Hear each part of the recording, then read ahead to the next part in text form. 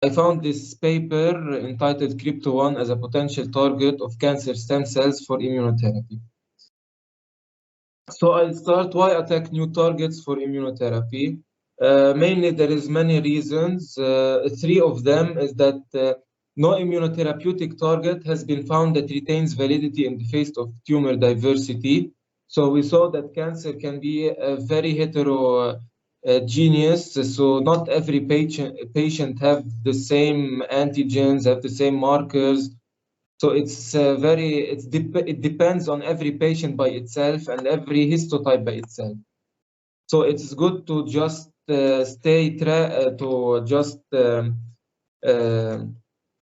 do some research about the new targets for immunotherapy. Secondly, only around 5 to 30% of all cancer patients who receive immune checkpoint inhibitors as immunotherapies effectively respond to it. So this is a relatively low number for immunotherapies. So these ICIs, which we talked about, like CTLA4 and PD1, PDL1, not every patient will respond in the same way and with the same efficacy. So it's always good to target new antigens. And strategies aiming at boosting the immune system that attack cancer were not successful in every patient. So as we said, there are other types of immunotherapies which can just boost the immune system to help it attack cancer cells. So this therapy also was not very efficient in providing a cure for cancer. So in this article, they mentioned the TGF-beta, which are transforming growth factor beta. These are it's a cytokine family that possess a broad biological activity. So cancer growth is regulated by various cytokines expressed in the tumor microenvironment. This includes the TGF family. So why they thought to target this precise family? Because it has a broad biological activity. It can be involved from the induction of helper T cells, which are important in immunotherapy. And on the other hand, they can suppress the anti-tumor response by inhibiting the infiltration of T cells into tumors. And they can promote stemness of cancer stem cells in malignancies. So they can promote malignancy and can promote the differentiation of cancer cells and the growing of the tumor. So these are good targets for immunotherapy.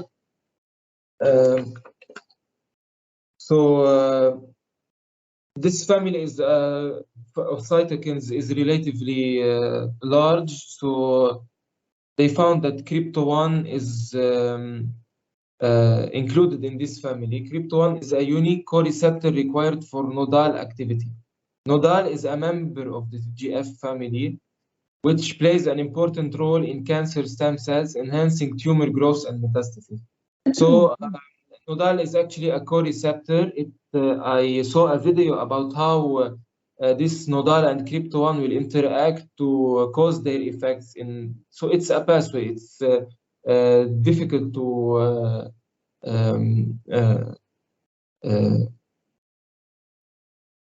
say how it works. So I did not include some pictures and graphs. I had some difficulty with time, I told you. Okay, just one.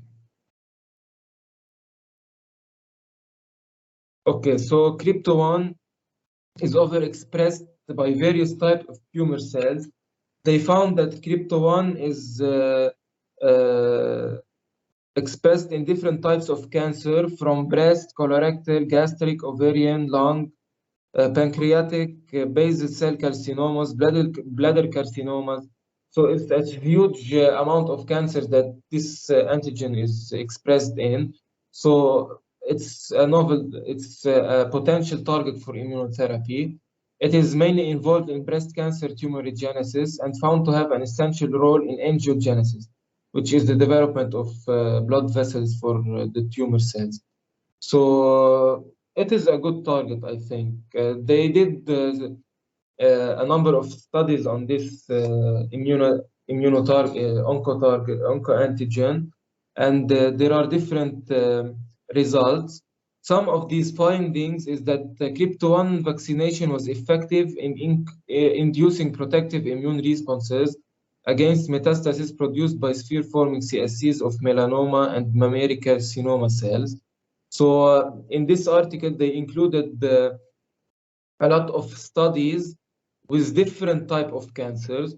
I mentioned some of them, and we can find in this article that they mentioned some study talking about the suppression of crypto-1 expression inhibits cell stemness and the MT-related gene, which is this gene can cause metastasis. So reducing self-renewal capacity, tumorigenesis, and metastasis esophageal squamous cell carcinomas. And one more study I mentioned is that monoclonal antibodies against this crypto-1 interrupted the signaling of this pathway and resulted in gross suppression of both colon and testicular cancer xenografts. So it is, it can inhibit the growth of cancer by inhibiting the signaling pathway that this co-receptor can be involved in. And they mentioned a lot of more studies about crypto-1 and the inhibition of TGF-beta cytokines, and they found relatively good results and efficiencies.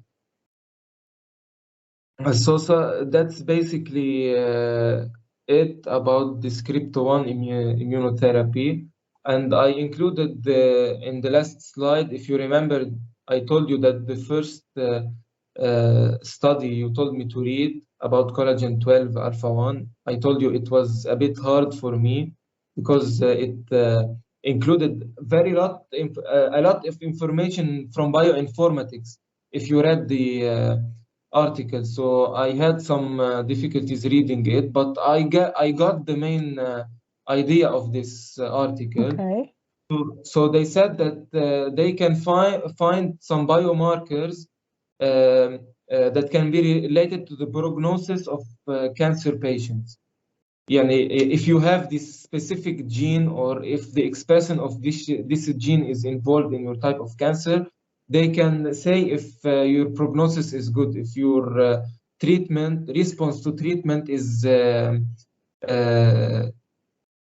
good and long term. So they found that a lot of genes can be involved in prognostic biomarkers, but they put an importance on this one, which is collagen 12 alpha 1. It potentially serves a critical function in tumor immunity. And they mentioned some results from different studies also in this article. They said that expression of collagen 12 alpha 1 predicted poor response to anti-PD-1, PD-L1 therapy. Okay. So it's good that they found this specific result. So they can screen for this biomarker before involving the patient in this therapy, because it would be useless if the patient will respond poorly to this immunotherapy. Another study said that higher expression of collagen was correlated with enhanced chemotherapeutic resistance. Also, it can resist to chemotherapy, and increased expression of collagen 12 alpha 1 indicated unfavorable prognosis in breast cancer, specifically breast cancer. Okay. So briefly, I can say that collagen 12 alpha 1 represents a promising biomarker for prognosis and immunotherapy response prediction of breast cancer patients.